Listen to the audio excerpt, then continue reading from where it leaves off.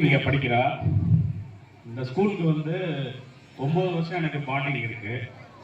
நம்ம எஜுகேஷன் நல்லா பேசினாங்க. ரொம்ப நன்றி சார். உங்களோட வார்த்தைகள் நாங்கள் எடுத்துக்கிறோம். பேரண்டிங் எவ்வளோ முக்கியம் அப்படின்றது உங்களோட இதில் வந்து நல்லா எழுதிச்சு சார். இந்த ஸ்கூல் பற்றி சொல்லணும்னா, நான் மெட்ராஸில் படித்து வளர்ந்தேன். 2014 இங்கே வந்து நாங்கள் செட்டில் ஆனோம். அப்போ 15-16 பக்கத்தில் ஒரு சின்ன ஸ்கூலில் சேர்க்கலாம்னு இங்கே வந்து சேர்த்தோம். அடுத்தடுத்த இயரில் பெரிய ஸ்கூலில் சேர்த்துக்கலாம் அப்படின்ட்டு. பட் ஆனால் என் பையன் வந்து 4th முடிக்கிற வந்து இங்கே தான் படித்தான். அது காரணம் என்னென்னா, இந்த ஸ்கூலோட அப்ரோச்சு. இது ஸ்கூல் முறையே இல்லை. நாங்கள் வந்து தைரியமாக இங்கே வந்து பசங்களை விட்டுட்டு போனோம். அந்த அளவுக்கு வந்து கொஞ்சம் நல்லாவே இதாக இருந்தது. நல்ல கேர் பண்ணுறாங்க இங்கே. முதல்ல இங்கே வந்து பிடிஎன் மீட் அட்டன் பண்ணியிருக்கவங்களுக்கு வந்து நிறைய விஷயங்கள் தெரியும். ஏன்னா மற்ற ஸ்கூலெல்லாம் பிடிஎன் மீட்டு போனீங்கன்னா, இப்போ கூட என் பையன் ஒரு ஸ்கூலில் படிக்கிறான். அங்கே போனீங்கன்னா உங்கள் பையன் வந்து அந்த வால் பண்ணுறான், உங்கள் பையன் அது பண்ணுறான், உங்கள் பையன் இது பண்ணுறான், இந்த மாதிரி கம்ப்ளைண்ட்ஸ் மட்டும்தான் சொல்லுவாங்க. ஆனால் இந்த ஸ்கூலில் மட்டும்தான் நீங்கள் பிடிஎம் மீட் வந்தீங்கன்னா பசங்களுக்கு ஃபோன் கொடுக்காதீங்க, இந்த மாதிரி வெஜிடபிள்ஸ் நீங்கள் கொடுத்து அனுப்புங்க, டெய்லியும் ஒரே ஃபுட்டு கொடுக்காதீங்க, பசங்களோட நிறைய டைம் ஸ்பெண்ட் பண்ணுங்க. இதெல்லாம் எனக்கு தெரிஞ்சு நான் மெட்ராஸ்லேயே இருந்தேன். எங்கள் ஸ்கூலில் கூட அப்படிலாம் கிடையாது. அது இந்த ஸ்கூலில் மட்டும்தான் பார்க்குறேன். 22 வருஷம் கம்ப்ளீட் ஆகிடுச்சுன்னு நினைக்கிறேன். இன்னொரு இன்சிடென்ட் ஒன்று கோட் பண்ணுறேன் நான். அதாவது எங்கள் அப்பா வந்து டிரான்ஸ்போர்ட்டில் தான் இருந்தாங்க. அப்போ எங்கள் அப்பா வந்து சொல்லுவார், டிரான்ஸ்போர்ட் வந்து ரொம்ப லாஸில் போயிட்டுருக்குடா அப்படின்வார். ஆனால் நான் எங்கள் அப்பாட்ட கேட்பேன், எப்படி ப்ரைவேட் ஆப்ரேட்டர்ஸ்லாம் நிறைய சம்பாதிக்கிறாங்களே, நீங்கள் எப்படி லாஸ் சொல்கிறீங்க அப்படின்னு.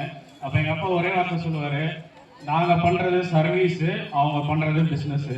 இந்த ஸ்கூல் சர்வீஸ் தான் பண்ணுறாங்க. 22 வருஷம் இது வந்து மென்மேலும் இதை அப்படியே கண்டினியூ பண்ணணும்னு கேட்டுக்கிறேன். நம்ம டாக்டர் மேடம் வந்து பேசும்போது உண்மையாகவே ரொம்ப சந்தோஷமாக இருந்தது. இன்னொரு சந்தோஷமான விஷயம், எல்லா ஸ்கூல்லையும் எக்ஸ்ட்ரா ஸ்டூடெண்ட்டை கூப்பிட்டு பேச சொல்லுவாங்க. பட் ஆனால் எனக்கு இது ரொம்ப புதுசாக இருந்தது. ரொம்ப ஹாப்பியாக இருந்தது.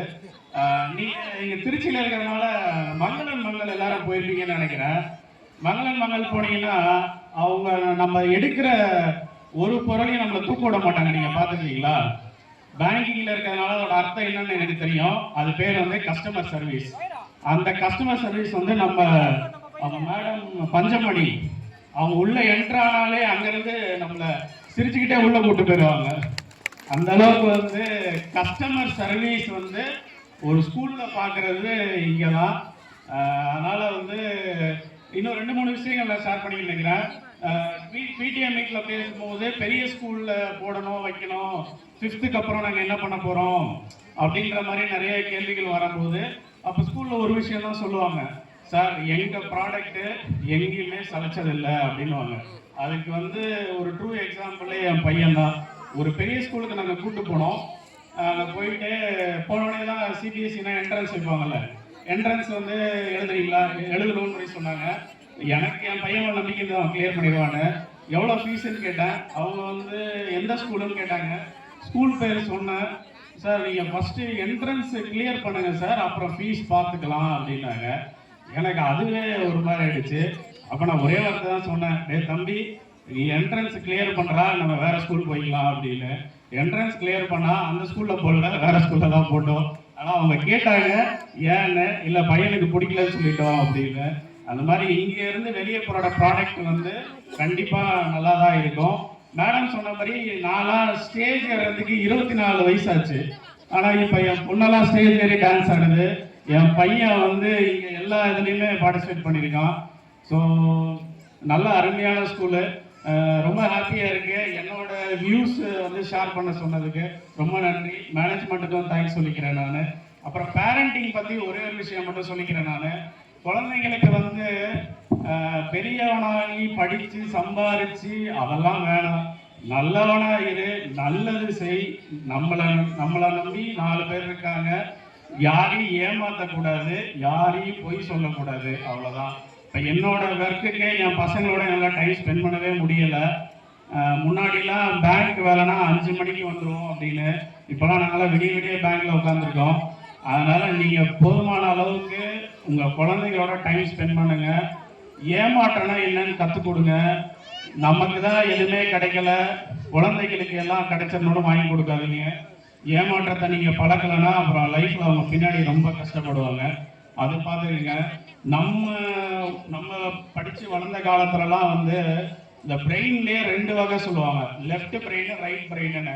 நம்ம வந்து ரைட் பிரெயின் தான் நிறைய யூஸ் பண்ணியிருக்கோம். அதாவது என்னன்னா, ரைட் பிரெயின் நிறைய யூஸ் பண்ணால் எமோஷனல் கனெக்ட் கிடைக்கும். எமோஷனல் கனெக்ட்னா, இப்போ நம்ம ஒரு பேனா வாங்குறோம் அப்படின்னா அந்த பேனா இங்கு தீர வரையும் நம்ம வச்சிருப்போம். இப்போ இருக்க குழந்தைங்கிட்ட கொடுங்க, 1 நாள் 2 நாள் மேலே தொலைச்சிடும். இது சின்ன எக்ஸாம்பிள் தான். இப்போ இருக்க குழந்தைகள் வந்து லெஃப்ட் பிரெயின் அதிகமாக யூஸ் பண்ணுறாங்க. அனாலிட்டிக்கல் வச்சா என்ன, பெரிய லெவலில் வருவாங்க, பெரிய சம்பாதிப்பாங்க, ஆனால் எமோஷனல் கனெக்ட் எதுவுமே இருக்காது. நான் ஒரு லைவ் எக்ஸாம்பிளே சொல்கிறேன். என் கஸ்டமர் ஒருத்தர் சீனியர் சிட்டிசன் வந்தாங்க, ரொம்ப சோகமாக இருந்தாங்க, பணம்லாம் நிறைய வச்சுருக்காங்க. என்னம்மா ரொம்ப சோகமாக இருக்கீங்க அப்படின்னு கேட்டேன்.